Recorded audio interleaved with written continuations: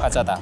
한국 투자자들에게 사랑받지 못하는 대표적인 기업이 아닐까 해요. 한물간 기술, 차량 공유에 인공지능에선 어쩐지 밀리고 있는 것 같은 이 기업이 어느새 나스닥에서 사상 최고가 올해 들어서만 40% 넘게 올랐습니다. 시장이 이런 평가를 하는 건 단순한 낙관론을 넘어서 이 기업에 대해서 재평가를 하고 있다는 의미가 듭니다. 전 세계에서 반짝이는 기업들을 들여다보는 바이 아메리카. 오늘은 월스트리트의 사랑을 받고 있는 기업, 그리고 시장에서 무섭게 성장하고 있는 우버 이야기입니다. Why doesn't Tesla buy Uber? There's no need because we have a large number of cars. We have millions of cars that will be able to operate autonomously. 혹시 여러분도 같은 생각이신가요? 지난번 영상에서도 한 차례 다뤘지만 첨예한 논쟁 중에 하나가 자율주행 기술이 상용화되었을 때 우버의 운송 기반 사업 모델이 파괴될 수 있다는 겁니다. 그런데 월스트리트의 기관들은 우버에 다른 평가를 내립니다. 미 증권거래위원회에 올라온 기관 투자자들의 13F 공시를 보면 지난해와 올해 1분기까지 주가가 상승한 이유를 선명히 보여줍니다. 사우디 국부펀드가 53억 달러로 펀드 내 최다 비중을 지켰고, 허싱 스퀘어도 22억 달러로 신규 편입, 또 아팔루사, 베일리 기포드, 하버드 대학 기금 등 네로라 하는 기관 투자 자금들이 모두 우버에 몰렸습니다. 매월 30억 건의 차량 운송을 기반으로 한 우버는 재무적인 성적만 들여다본다면 무너질 회사로 당장 깎아내리기는 어렵습니다. 뉴욕 월드 트레이드 센터 오큘러스 홀 중앙에 마련되어 있는 우버의 2025 고객 행사장 전경입니다. 이 장소가 채광이 굉장히 풍부한 건물 특징도 있지만 패스와 뉴욕 지하철이 오가는 경로 중앙에 있다 보니까 우버가 지향하는 소비자들이 딱 만나는 지점이 됩니다. 그만큼 우버가 살아남기 위해서 어느 경로든 연결해야 되고 그 안에서 어떤 상품들을 준비해야 되겠다라는 걸 이 전시장에서 그대로 보여주고 있습니다. Go anywhere, get anything. 어디든 무엇이든 가서 얻을 수 있다는 의미로 올해 5년째를 맞이한 제품 전략 공개 현장입니다. 지난 1분기에만 월간 활성 이용자가 전 세계 1억 7천만 명, 14% 늘었고 차량 이용 규모는 3% 늘었는데 더 많은 사람들이 더 자주 차량 탑승에 나섰다는 의미가 됩니다. 다라 코스로샤이 최고 경영자도 1분기에 더욱 강력한 사용자 유지율을 기록했다라고 언급하기도 했죠. 특히 지난해에는 버스와 10대 전용 상품으로 탈 것의 범위, 소비자의 개념을 넓혔다면 올해는 경로 공유, 정기권, 선불권 등으로 타고 이동하는 방식에 따라 과금 체계를 새로 정비했습니다. 보통 우버와 리프트 등 승차 공유 기업들은 택시 요금을 그날의 수요 경로에 따라 시가로 책정하고 구독 회원들에게 소정의 할인을 부과해 소비자들을 유인하는 전략을 쓰고 있습니다. 하지만 뉴욕 등 최악의 교통체증을 가진 대도시에선 출퇴근 시간마다 이용 가격이 뛰거나 결국엔 인플레이션으로 소비자들이 이탈할 위험이 커지면서 아예 매달 고정 수익이 발생할 수준에서 또 하나의 락인 효과를 노리는 상품을 선보인 겁니다. 이번 고객 2025 행사에서 우버가 정말 강조하는 건 고객을 꽉 묶겠다는 거예요. 여기서도 나타나는 게 눌러보시면 10.12달러의 락드. 내가 집에서 사무실까지 항상 출퇴근을 하는데 어차피 우버 탈 거다 그러면 항상 가격이 어떤 때는 10달러, 어떤 때는 20달러니까 그러지 말고 내가 정한 가격 10.12달러를 고정으로 받고 싶다. 이렇게 정하고 소비자들이 매번 이용할 수 있는 일종의 정기권 상품입니다. Have you seen any impact so far from a regulatory point of view or sentiment, from the Trump administration? I think our regulatory journey has gone on for, a long time now. And what I'm seeing is us doing better and better and better, where we found great partnership with governments everywhere that we work.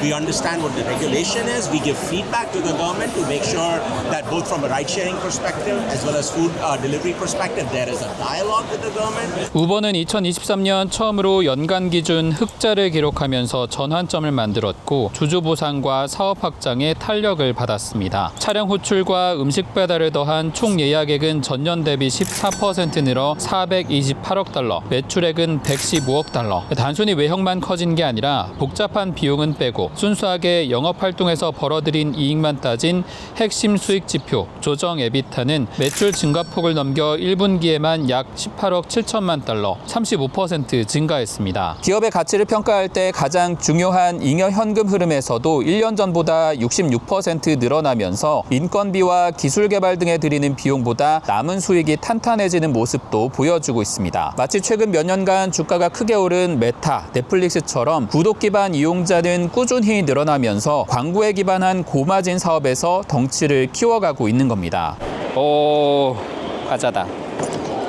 이렇게 배달이 딱 오면 과자뿐만 아니라 음료까지 전부 다 배송을 해줄 수 있고, 아까 행사장에서도 잠깐 등장해서 모두 깜짝 놀랐어요. 이 회사가 2024 작년 한 8월쯤에 우버하고 제휴를 맺고 우버이츠에서 서부 지역에 우선 이런 로봇 배송을 시작한 회사예요. 지금도 보면 사실 아담하고 사람 키보다 좀 작고 거부감이 없는 로봇이잖아요. 이 보시면 카메라가 왼쪽에 오른쪽에 그리고 앞에 이렇게 3개 전면에 있고요. 앞에 센서가 또 있고, 이렇게 차량이 도착했을 때 불이 들어와요. 도착을 알릴 수 있는 경고등까지 해서 전체적으로 비전 기반의 자율주행을 스스로 할 수 있는 로봇입니다. 이 시장이 얼마나 빨리 진화하고 있는지 보여주는 그런 로봇인 것 같습니다. 모빌리티와 딜리버리 두 핵심 사업 영역에서 균형 잡힌 성장도 주목할 만합니다. 이 중에서 딜리버리 부문, 우버이츠는 예약액이 15%나 늘어 204억 달러인데 조정 에비타로 따지면 무려 45%나 증가했습니다. 특히 식료품과 소매 배달 기여가 컸기 때문인데, 이 분야는 우버, 도어대시뿐만 아니라 아마존, 어쩌면 테슬라가 진입할 수도 있는 치열한 시장 중 하나가 될 겁니다. 식료품 배송 규모는 전체 음식 배달 규모와 맞먹기 시작했고, 이용자 중에 아직도 20%도 채 이용하지 않은 상태로 성장할 여력이 가장 큰 분야에 속합니다. 대도시여도 차량 이동이 필요한 거리에 매장들이 많다 보니까 구조적으로 모빌리티의 배차 기술, 가게와의 매칭 기술을 가진 기업은 눈독 들일 수밖에 없는 영역입니다. 지난해엔 홈디포, 펫코, 심지어 이번 행사에선 코스트코까지 더해 우버는 구독자들을 붙잡는데 사활을 걸고 있습니다. 우버원을 쓰게 되면 기본적으로 요금 할인이 붙기 때문에 여기 찍혀 있는 건 그래도 한 $100 정도는 아꼈다라는 걸 알려주고 있습니다. 근데 뭐 탈 때마다 아끼는 것도 아끼는 거지만, 여기 우버원 멤버일 때 받을 수 있는 상품 구매 혜택들이 있어요. 보시면 홈디포도 있고, 맨앤제리스 아이스크림 구매할 때도 할인 혜택을 받을 수 있고, 우버하고 제휴된 사업자들을 우버원 가입자가 이용한다 이러면 소비자들이 훨씬 더 많은 혜택을 누릴 수 있기 때문에, 어차피 차도 한번 빌려 타고, 그리고 우버 이츠도 시키고, 코스트코도 한 20% 할인 받는다 그러면 안 쓸 이유가 없는 거잖아요. 그런 걸 여기에서 눈으로 볼 수 있게 전시를 해놨습니다. 또 하나 우버의 현금 흐름이 단단해지는 비결은 광고입니다. 우버가 현재 광고 사업을 인스타카트 등과 함께 진행하고 있는데, 이러한 노출 대비 클릭 비율이 3% 정도 된다고 합니다. 결코 적지 않은 숫자이고, 이 비율을 높이기 위해 소비자를 붙잡아서 매년 시장 환경보다 유리한 조건의 상품을 선보이는 것이라고 할 수 있습니다. 이렇게 딱히 흠잡을 곳 없는 기업으로 변하면서 골드만삭스는 올해 내내 컨빅션 리스트, 확신주로 제시하고 있습니다. 골드만삭스의 에릭 셰리던 애널리스트는 우버의 이번 서비스 전략인 경제성 강화를 단순히 사용자를 늘리기 위한 것만은 아니라고 평가합니다. 통근 시간대에 소비자를 고정시키고 가격 할인 옵션을 늘려서 물가에 예민해진 소비자들의 불만을 낮추고 이용 빈도는 높이는 경쟁 우위를 확보하기 위한 전략적 움직임이 된다는 겁니다. 트럼프 정부 들어 목소리가 커진 월가의 빌 에커먼도 우버를 몇 개월째 보유한 대표적 투자자입니다. 에커먼은 우버가 가진 강력한 네트워크, 그리고 이용자와 공급자가 많을수록 플랫폼의 가치가 커지는 구조에 따라서 마치 길목마다 통행료를 받는 것과 같은 안정적인 로열티 수익을 낼 기업으로 정의합니다. 현재 우버가 제시하고 있는 수수료율은 경쟁이 심화하면 낮아질 가능성이 있지만, 궁극적으로 점유율 경쟁에서 우위를 갖고 있다는 겁니다. 자율주행과 인공지능도 위협이 아니라 우버의 기존 망을 활용해 시너지를 낼 기회라고 보고, 앞으로 3, 4년 사이 주가가 2배 이상 오른다는 기대도 드러냅니다. 우버는 2025 고겟 행사 하루 전날 사우디아라비아에서 자율주행 기술을 올해 선보이겠다라고 발표했습니다. 미국을 비롯해 18개 파트너사들과 함께 이 사업에 속도를 내고 있기도 하죠. 우버는 물론 독자적인 기술은 없지만 택시를 누가 부르고 어디로 가는지 이런 경로 데이터들을 가장 많이 확보하고 있다 보니까 이 과정에서 수익화하는 노하우도 잘 구축이 되어 있습니다. 우버는 웨이모, 위라이드, 포니 AI 등 각 나라마다 파트너사를 두고 원천 기술을 육성하면서도 규제 위험도 줄여나가는 데 집중하고 있습니다. 막강한 구독자, 수요 집계 등 서비스 네트워크 제공사이자 동시에 차량 개발 회사들도 돈을 벌 수 있는 마켓플레이스로서 말이죠. So that's why we're leading the future towards autonomous, because we believe that ultimately autonomous rides are going to make our streets safer. They're certainly going to eventually save you money, and they're going to be much, much better for the environment. We're rolling out ride passes and route share to make today's commute more affordable and less stressful.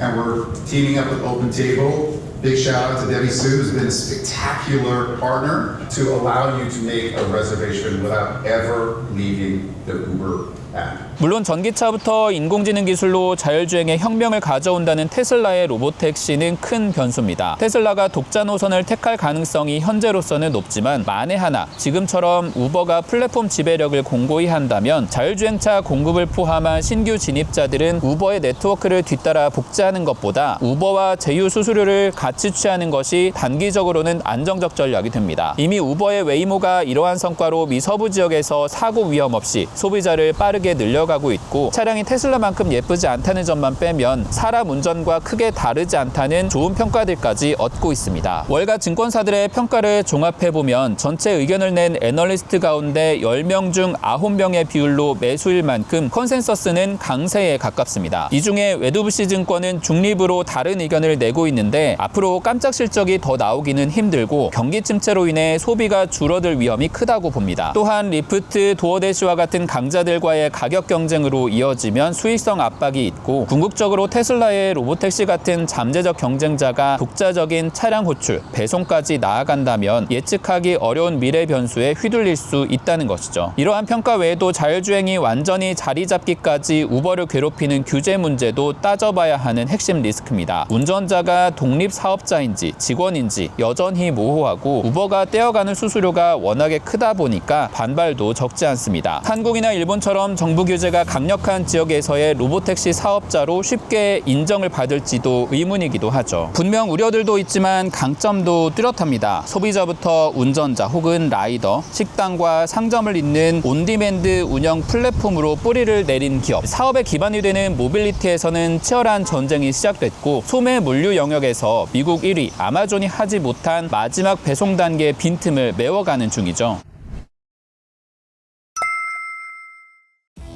사업 모델들을 정리하다 보니까 이런 생각도 듭니다. 몇 년 후에 우버를 똑같이 평가할 수 있을까? 지금은 배달 앱으로는 도어대시와 비교가 되고 차량 운행에서는 인공지능 기술을 가진 테슬라에 밀릴 수 있다는 걱정도 들립니다. 하지만 미 전역을 커버하고 있는 라스트마일 배송에서 강자인데다가 여기에 구독과 전자상거래를 결합한 사업 모델로 확장하고 있고 그리고 나라마다 여러 파트너사들을 두고 자율주행 기술까지 넓혀가고 있습니다. 이 시장은 광고 수익이 나오고 여기에 들어가는 많은 수익이 또 있기 때문에 경쟁도 물론 치열합니다.